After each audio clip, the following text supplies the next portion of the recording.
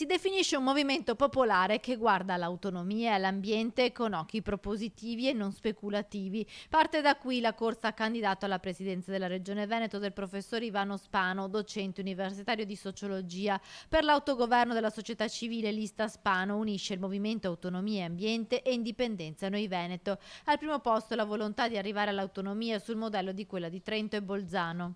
L'autonomia e ovviamente l'ambiente sono anche uno dei temi che la Costituzione italiana affronta. L'articolo 5 della Costituzione, quindi è tra i primi articoli fondanti la nostra Costituzione, parla proprio dell'autonomia e invita le istituzioni pubbliche a potenziare l'autonomia, ecco, come un principio di autogoverno. Difatti la nostra lista ha come titolo generale per l'autogoverno della società civile.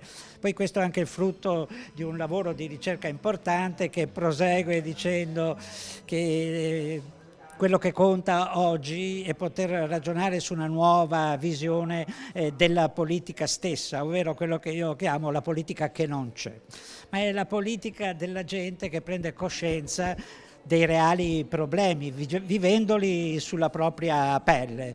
Identità e tradizioni del popolo veneto, riconoscimento della lingua veneta, gestione regionale di temi come la salute, le banche e l'immigrazione, ma anche un'attenzione particolare all'ambiente, la volontà della politica di arrivare a tutti i cittadini.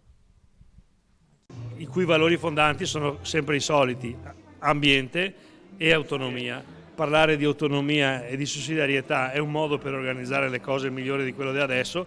Tutti gli stati che stanno bene sono federali e l'ambiente, è chiaro che se noi non avremo un ambiente nel quale vivere e far vivere i nostri figli, tutto il resto non conta.